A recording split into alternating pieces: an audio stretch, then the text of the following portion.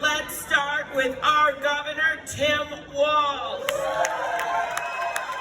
I still remember when Tim and I were first running. I'm running for Senate, he's running for Congress, and there was an article in the Wall Street Journal, and it described him as this. This is all we got, the phrase, a burly high school football coach. And you know what I love about Tim Walz? He is still that burly high school football coach because he never changed from where he came from. Many of us have been on the road with a 22-stop tour, but she is the only one that somehow balanced the 22-stop tour and making sure her daughter Siobhan went to a birthday party. That all happened. She always said on the trail that she brings Mama Bear energy to the ticket and to our state.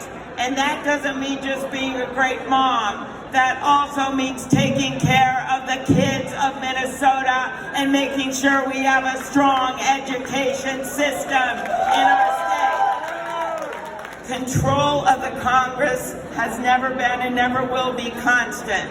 But we are proud of our delegation, and we congratulate our candidates tonight.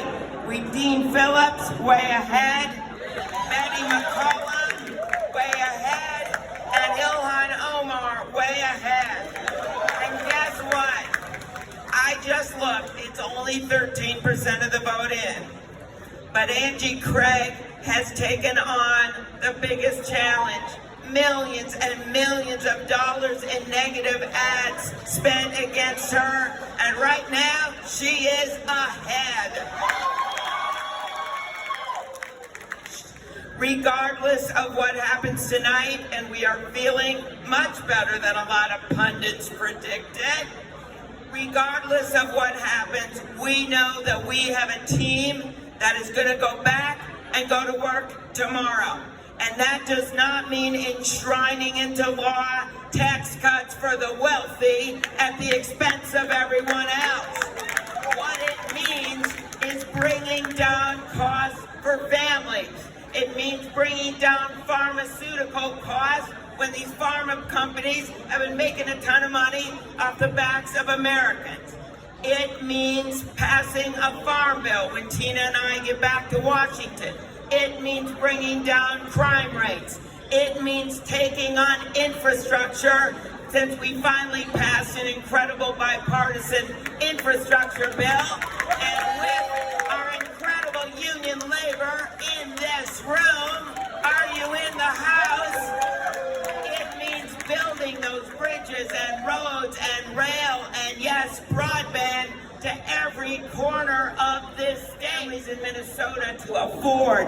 It means work family leave. It means less expensive housing. And it means when Tina and I go back to Washington, and this will happen before the end of the year, putting into law marriage equality for everyone in this country. And we've got a few other things I'd like to do before the end of the year. I'm charged with making sure we make changes to the Electoral Count Act so what happens on January 6th never happens again. And if we can push our colleagues on the other side of the aisle to get them in line where the people of this country are. By the way, look at the votes on the Roe v. Wade codification measure in Michigan right now. Look at what happened in Kansas, where, by the way, we are re-electing a Democratic governor in the state of Kansas. When we get back there, we need to codify Roe v. Wade into law. And the very last thing I want to say to all of you is democracy. And when the story is written on some of these races that they decided were impossible to win, when the story is written, you're going to find out that for a lot of Americans, democracy was truly on the ballot. They did not want a repeat of January 6th. And for me, this is about continuing the march that I took that night at 4 in the morning with one other senator, former Vice President and just 3 pairs of young women with the mahogany boxes with the last of the electoral ballots up to Wyoming. When we had taken that walk from the Senate to the House early in the morning, it was a celebration. It was simply a ceremony. And then by the end of that night, at 4 in the morning, the next day, January 7th, when we take that walk, we are walking over broken glass. We've got columns on all sides of us covered with racist vulgarities everywhere we looked. But we made that walk, and we got to the House of Representatives, and we said that day, and I vow to you today, that democracy will prevail. Whatever happens, and we are feeling good and defying the odds, whatever happens, we know we are the North Star state. We know we are the state that finds common ground when we can and stands our ground when we must. Protecting our democracy is about standing our ground. So we go forward, one nation under God, indivisible with liberty and justice for all. DFLers, it's a long night, but we're going to win this in Minnesota. Thank you, everyone.